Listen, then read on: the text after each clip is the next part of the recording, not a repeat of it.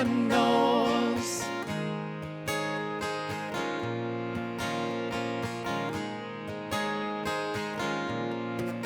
When life seems out of control, real time to take it slow.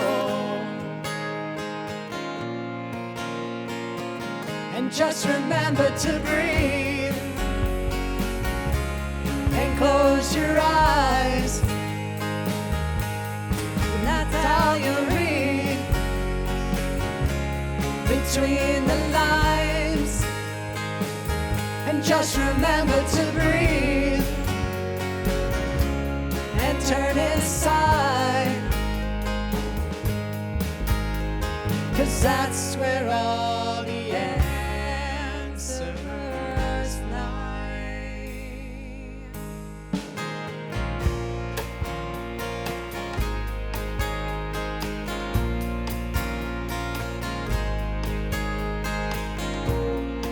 So easy to get swept away, hypnotized, caught up in the fray.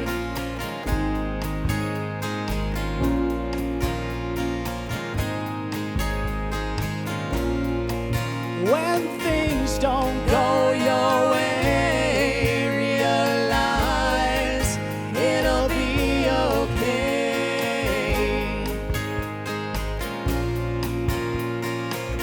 If you remember to breathe and close your eyes, you'll be able to read between the lines. And just remember to breathe and turn inside, 'cause that's where all the answers lie.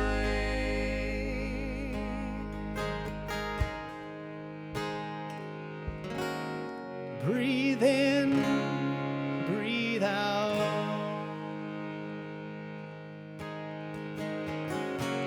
And that's what life is all about. Breathe in the here and now. Forever I'll be breathing out. And if you want to grow, if you want to see, step into the flow.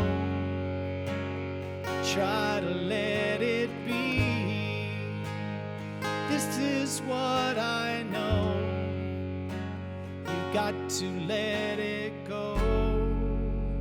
Your breath will set you free.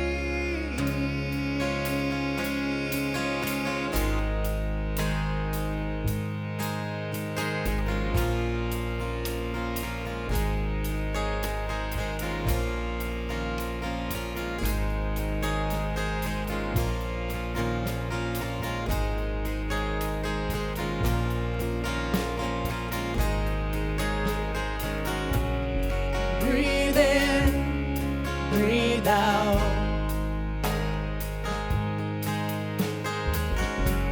And that's what life is all about. Breathe in the here and now. Forever I'll be breathing out. Breathe in, breathe out.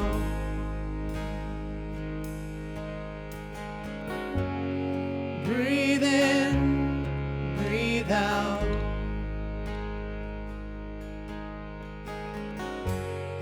Breathe in, breathe out.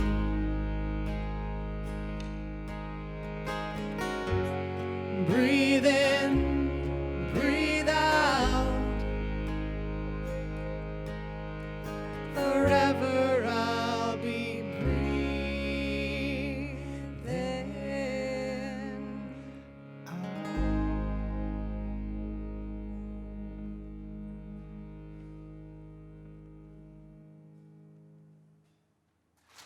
Um, second service, it's like I was expecting the same effect, which is why you just have to stay present, because this was a different effect. The first service, I was listening to their music, and I 3 times I zoned out. I didn't even, I forgot how to walk. You know, I was like, ah. It reminded me of something that I put on Facebook, which is a gentleman in South Africa spends his days massaging lions at a preserve. Anybody see that on my Facebook page? So he just, that's what he does. And so there's these pictures of these male lions laying on their back, exposing their stomach, and on a cat, that means they feel safe. So there's these male lions exposing their stomach, and one's like, and he's massaging their back paws.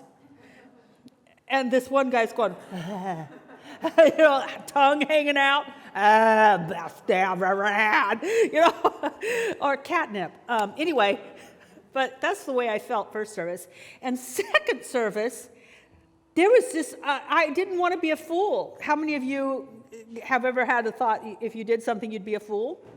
Well, I was thinking that, but the other thought is, I just want to dance like nobody's looking. You know, I just want to. So let music move you, and maybe it's just the presence of God that is moving me, because I want to talk about how we identify ourselves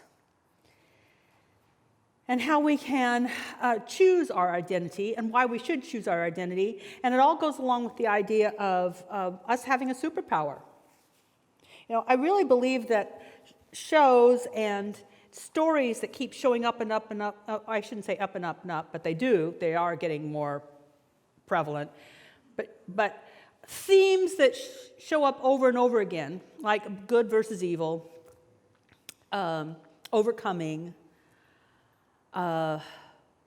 What's happening recently is superhero stories, whether it's Marvel universe or the DC universe, or some shows that are showing up on Netflix, which young people discovering their superpower and not wanting their superpower and then resisting their superpower, and I didn't sign up for this, and then finally getting with it so that they can finally do something that's worthwhile.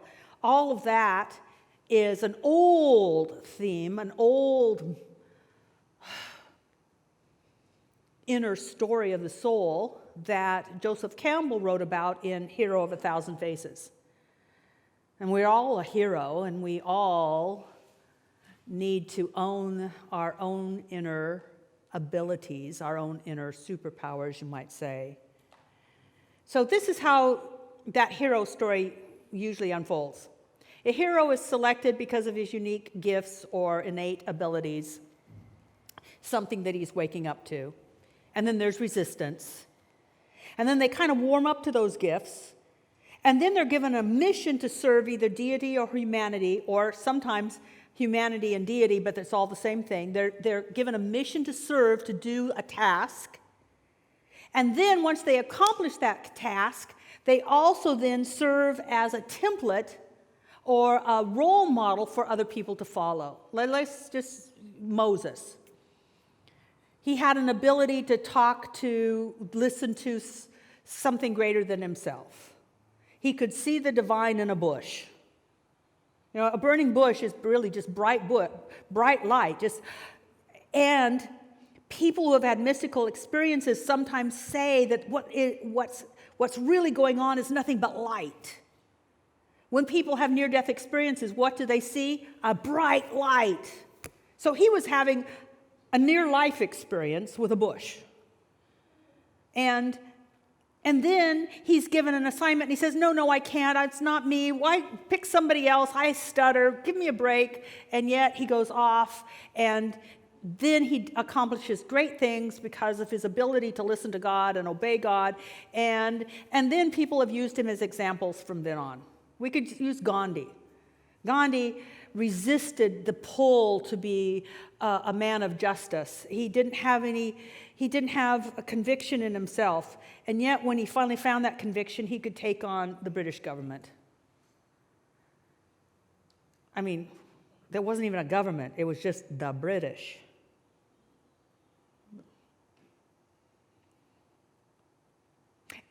The problem is that we have taken people like Moses, whether he's real or not, and Gandhi, I saw pictures, he's real, Jesus, others, and we make them into a myth that no one can touch instead of just saying, if they did it, I can do it. Even though they would never say, I am different than you, you can't do what I'm doing. I'm special. So, how do we wake up to this? How do we wake up to our own inner power? Paul said that, and I'm paraphrasing because James is in the house and he knows exactly what he said, so I'm paraphrasing. But Paul just paraphrased, said, we're all given gifts to serve our community. We're all given certain aspects that only we can bring forth, and to bring them forth will serve others. To find those gifts, to find that unique superpower is worth the search. And sometimes it is so innate within us, we don't even know it's a superpower. It's worth a workshop. It's worth a weekend retreat. It's worth discovering. Sometimes the best way to know it is because other people love you for it. Kathy Lindsay, I'll talk about Kathy Lindsay. Kathy Lindsay's superpower to me, and she's got lots of them, but the superpower that I most respect is ease. Kathy Lindsay doesn't make anything hard. It used to be when people would want to volunteer, or even staff people would make a big deal about anything, like that's really hard, or they make it complicated. And how many of you know people that do that? That they take a little thing and make it a big thing? Or start sweating over a project? I would have them work with Kathy Lindsay, because Kathy Lindsay does ease. In Kathy Lindsay's environment, there is no hard. It's not hard. It just is easy. Because not only does she live with ease, she emanates ease. It's a superpower. Because it overtakes and conquers the chaos, conflict, and that a lot of people bring into anything. So not in her presence. That's her unique superpower, but I want to talk about a superpower that all of us have. Besides those unique ways that it could express, like ease or whatever, another superpower that we all have is the ability to influence outcomes. We have that ability. We just need to own it. It's in us. Now, let me dip into a little quantum mechanics, because I love it. How many of you have heard the debate about, and it was happening 100 years ago. I was like, wow, really, 100 years ago. The debate over whether light was a particle or a wave. How many of you have heard of it? It's not just light. There was also a debate about whether electrons were a particle, matter, or a probability, energy. And what about protons? What science has found is that they're either or, and sometimes both. A lot of it had to do with how the experiment was set up, because the person setting up the experiment would have a preconceived notion of what that thing should be, and therefore somewhat slid the experiment into the way they wanted the electron, the photon, or the light or proton to show up, and then therefore it showed up that way. Created a lot of confusion. They've also been able to do this with molecules up to 124 atoms. So that's a small little molecule, but it's not just a tiny little bit anymore.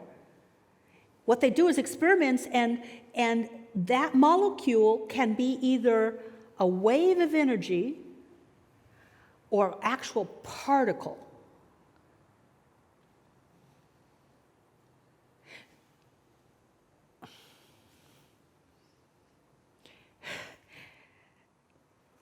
energy and matter are interchangeable, at least that's according to Einstein, and that creates a polarity in a way.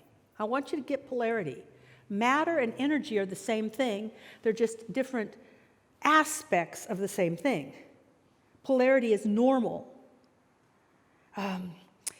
But unfortunately, human beings look at polarity as like right and left, good and bad, whichever right or left you are. And we get into schisms instead of a continuous expression, a flow, like you were talking about. Breathing in, you better breathe out. Breathing out, you better breathe in. There's more flow to nature than seeing a thing and calling it a thing and then having that thing become stagnant, which is what we do to ourselves. We call ourself a thing, and then it becomes stagnant instead of a flow from one thing to the next. Our thought, our energy, flows into a manifestation. Energy flows into manifestation.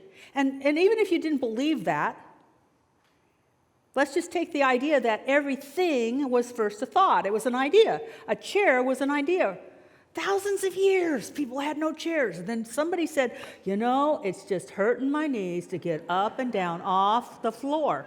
What can I do? And a chair was born.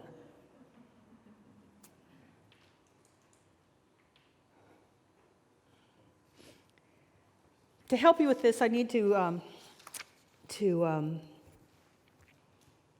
make this more real and personal, because otherwise we're just having a great talk on science. And Kathianne went off on a science thing. Because I want to go back to what Ernest Holmes said. I want you to experiment, experience, and prove something, rather than just know what Kathianne said. And she was quoting Einstein, which I'm going to quote, and then I won't quote him anyway. So a lot of times we just have discussions about what people have said instead of, I'll take this little idea and I'm going to take it home and I'm going to apply it. This is the science part of religious science. I'll give you a religious idea, and then I want you to prove it to yourself in the lab of your life. So, let's get to really basic, and that is that we teach oneness. We teach oneness. And I hope it boggles your mind, because oneness does not mean a platitude like, it's all one. That one is a continuum, a flow of energy and matter moving in upon itself. But this oneness means that there's no God out there, and yet there is God out there. And there's God in here, but there's so much more than just God in here or God out there. See, a lot of people I left the God out there, it's God in here. It's like, well, that's the alien, Like, that'd be scary. It's not something living in you, but you separate than the thing living. That's why when we say God in me, it's not but who's the me? And we got to be careful, because we can still separate God just by putting it in our pocket. I remember being a born-again Christian. I don't know if you got this, James, but I was a born-again Christian, and I never understood this whole thing about Jesus living in my heart. It's like, how does Jesus live in my heart? I just that's scary. It's like, and besides that, I've done some things I wish Jesus hadn't been there. It's like, so maybe I won't want to be a Christian. It was, But there is one. That means there's one life, there's one energy, and it shows up. Now get this, it shows up as us.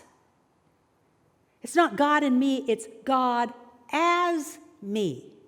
God as me. Now, listen to this. God as me, there's still a me. God as me, there's still a me. That means, as an explanation, it's like the ocean shows up as a wave, The ocean shows up as current. The ocean shows up as tide. The tide comes in, the tide goes out, but it's still the ocean.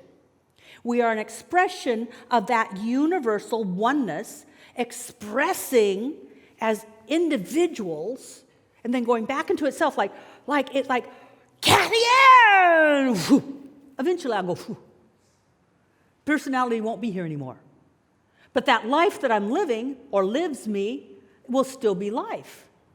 So it shows up cold. It's just, whoo, and then back.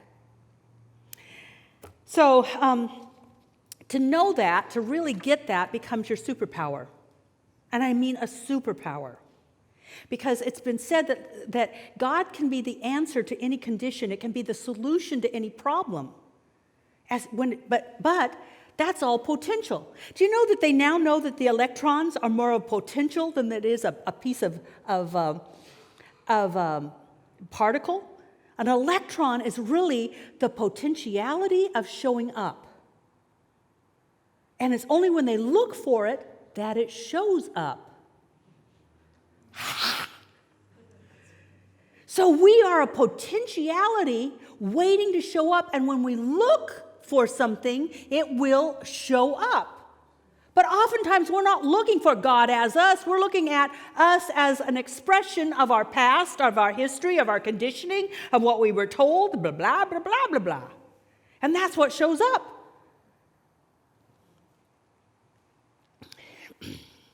Now, you don't have to believe me, but I want you to consider it. And I'd like you to take what I'm going to say with some practices and try them out, because it will only matter if you prove it to yourself, if it becomes your reality. Be curious enough to experiment with an idea.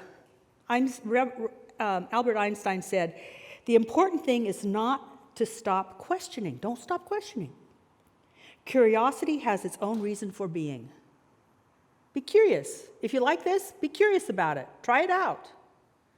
The more you identify with that oneness, that love, that intelligence, that life, that creativity of God, the more you can focus on the desirable outcomes, not only for yourself, but God showing up as you. God showing up as you. Otherwise, you show up as something separate. God's inside of me. Well, where? But to really realize that you are an expression of life showing up as you, as the personality unique in all creation, gives you power. It gives you power. Now let's talk about how you show up. If you show up only as me, and you've separated your idea of yourself from this cosmic reality of goodness, the principle of goodness, the principle of life, the principle of creation, the source of solution. If you show up just as you will most likely be vibrating, and I'm going back to last week's talk because we're always vibrating. You'll vibrate in a way that can't create a solution. Me in and of myself has limited abilities. How many of you have a problem? Even a little one, a tiny little one. Okay. When you think of that problem, how many of you think of the problem, you go, and you kind of lower you lower your energy. But if you show up as spirit, as you, then you're vibrating in the level of creative acceptance. See, the human will vibrate when faced with a problem. A human being will vibrate in the vibration of desperation. But when they show up as God expressing through them, expressing through me, expressing through you, you vibrate at the level of creative acceptance. Albert Einstein said, in the middle of every difficulty lies an opportunity. So that problem that you raised your hand about, it's an opportunity to prove God. Yippee-ki-yay! And sometimes I'm working with people. Did I ever do this to you, Jim, when we were in class together? Did I ever get excited about you having a problem? It's like somebody has a problem, I go, yay! It's like, I'm not even trying to. I have no, that's why I'm not good at counseling. I have no bedside manner. You tell me the worst thing, I'm going, yippee! It's like, and I can't even help it. It's because I'm thinking, God's got to show up here. This is bigger than anybody can handle. Don't ask me what to do. What would Kathianne Lewis know? But something in me does, and something in you does, and you and I are going to call that forth. A few weeks ago, I'd say maybe 5 weeks ago, I was having a class with ministerial students. No, ministers, not ministerial students, ministers. And we'd have a chat, and then we'd have another session the next day. And this gentleman was just so distraught. He said, I had a horrible day. My dog got out. My dog went into the street. He started fighting with another dog. I went out and tried to get my dog, and I couldn't get a hold of him.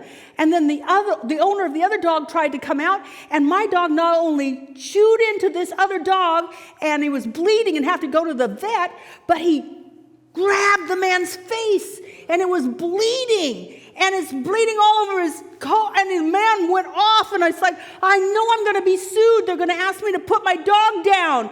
I can't believe it. And I out of nowhere, I went, yes! This is big. There is no solution here. This is great. Because I'm thinking we live in a litigious society. The law is if a dog is attacking like that, there's a possibility it can be put down. The man could sue.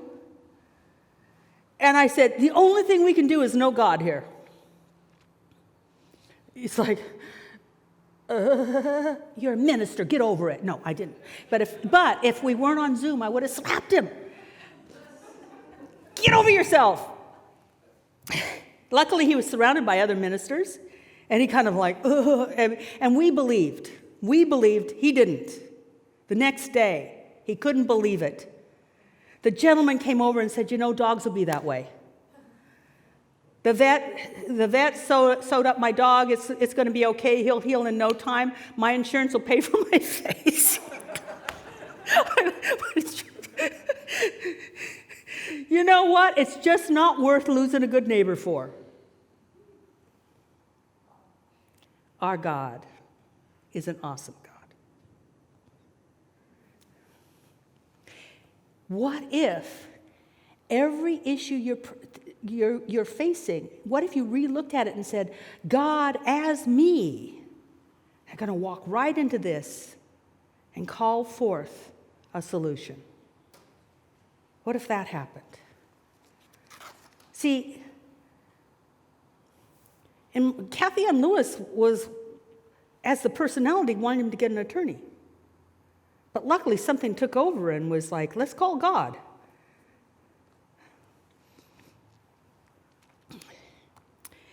We focus that up-leveled vibration, God as me, and we follow up with is. God as me is. You have to name it. You still get to claim how God, which is everything, beyond description, beyond name, you get to say how you will focus that energy through you as you to become something. God as me is. I used that yesterday because I ride on Thursdays and Saturdays, and I bought this show horse, and that show horse knows more than me, a lot more than me. And it really lets me know that it knows more than me. And so I lost my confidence. I had the practitioners pray for confidence for me, and I'm confident, but I'm still not capable. I'm not afraid of the horse anymore. And I'm not afraid of really making a fool out of myself, and I don't hang on to the saddle horn anymore because it's fast. I mean, like if I touched it too much, it just spin. So I'm not that, but I wasn't feeling capable. So all the way to the stable or the farm, the training center yesterday, God as me is capable. God as me is capable. God as me is capable. God as me is harmony and order. And I am one with that horse, and we understand each other, and there is no problem.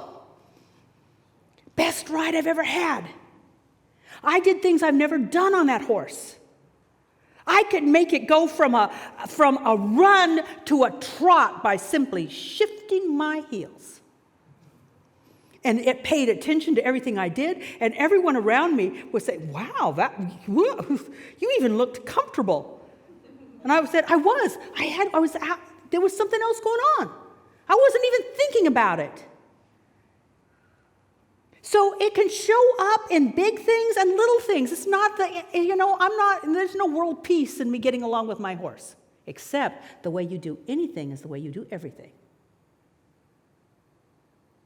If you're not willing to get God involved in the things that you think aren't really that important, then it will be very hard for you to have God get involved in the things that are important. It's like a relationship with a significant other. If you're not talking all the time, don't expect the big talk to go well.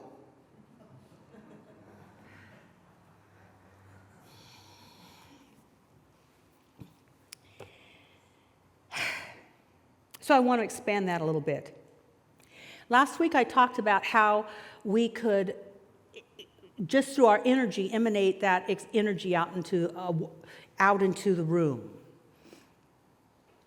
Kathy Lindsay emanates ease.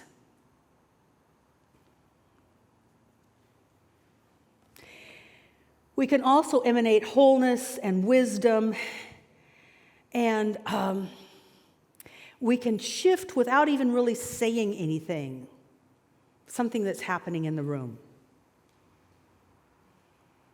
When I was in Ecuador, I guess the only time I've been to Ecuador, A, it's high altitude and things happen at high altitude. But B, I'd been in my room and I don't know what I'd been reading, but I was just hiring a kite on God. It was reading. It's like chanting and reading, and it was just so exciting, and it was happening, and I don't know where Kathianne Lewis went. She was there, but I was just enjoying everything, and I came down the elevator, and there were about 5 people from like here, way back here, to farther than that back wall. But I could actually kind of tell, like I was separated by distance, but I could tell what was going on, and I could tell that one of the people were discussing a physical ailment that they had. And the other 4 people were around buying into the ailment and then moving into agreement, and I could see the ailment actually growing because of their agreement. How many of you, when somebody has a thing, you go, yeah, I understand. Yeah, stop it. Just in your own head, just say, there's nothing but God, there's nothing but God, this is fate. This too is going back into the nothingness from which it came. Now, you don't say that out loud because they may not understand, and then they think you're grumpy or too metaphysical or woo-woo or something. Be nice, but you don't have to agree in your head, which is what they were doing. And then I'm walking towards this, and this is not Kathianne. I'm walking, and I'm getting very close, and then pretty soon, in my head, really loud, not verbally, but loud, I said, no! And I could see the back up. It's like, well, it's gone. It's just gone. Like they're all 5 of them looking around for it, It's like, well, that's what God as you can do. You can shift a room, you can shift someone's experience. But you don't try. What you try to do is know God as you. Then let God take over. We get in the way by thinking, what should I do? And am I good enough? And did I say it right? And what are the right words? No, God as you will know how to do something. I didn't know how to do that. Still don't. Now, many people want to solve society's problems while vibrating at the level of society's problems. So what that means is a bunch of bickering people are bickering about people bickering. And the outward effect is war, violence, disagreement, can't come together. no solution. There were many experiments done, and I didn't bring the book with me, the Being Supernatural by Joe Dispenza, but in one chapter, he lists all the experiments done with people meditating and how they can shift the consciousness of a city just by people meditating on peace. One of them that I remember, though, happened in 1978, and it was in Washington, D.C., when violence and crime was escalating. And they got a group of people to commit to 8 hours a day, coming together and just knowing peace in themselves, and then letting it out. So it's not just here, it went out. Kind of like something went out of me when I reached across the room and said, no, well, something reached across the room and said no. And so they were doing this, but they were pushing peace out into the city. According to police records, crime dropped by 75% at the end of 3 weeks. You know, we're all so busy, but what if we all committed a day to let God as us be the world we want to live in? To let God as us be a force for good in the world. And you know, we got our own issues. But if we wait till we all clean up all of our stuff, I'm not sure the planet's going to be around.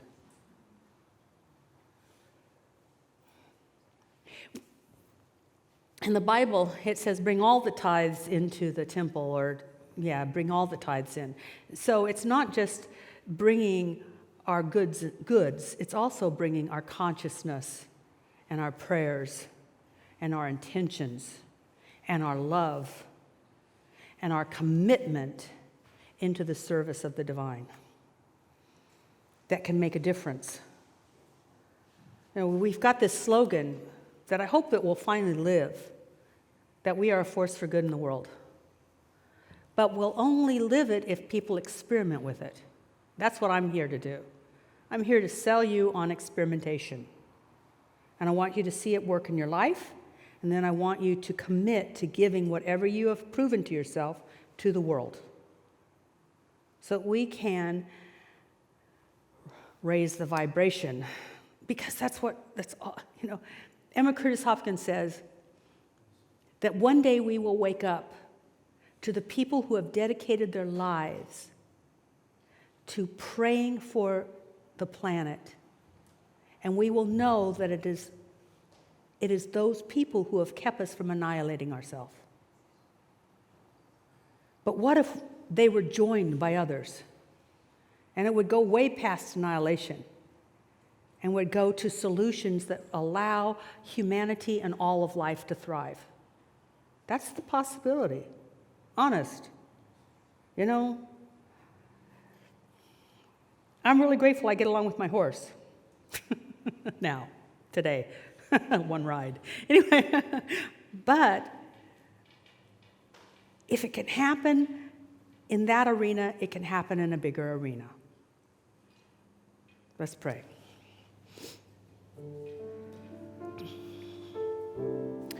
So, take a deep breath and ask yourself, not your personality self, that deeper self, that true self, that everlasting self, that capital S self, your soul, your eternal life. Ask, what is my own unique superpower? What can I bring to life that will make life easier for me, more enjoyable?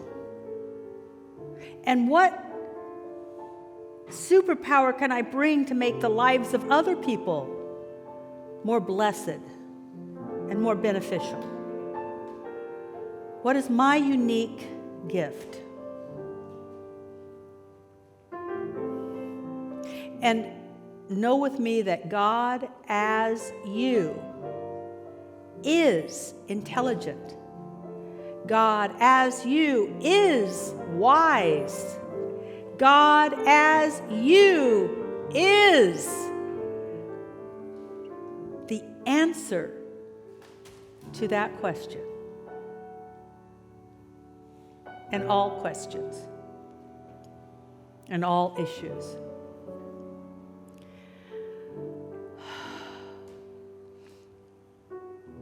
And I speak my word of a blessing upon the words that have come from me, from my personality. And I just speak them, and I give thanks that they are finding a home in the hearts of the people that need this message at this moment, and the moments after, and the moments after, and the moments after.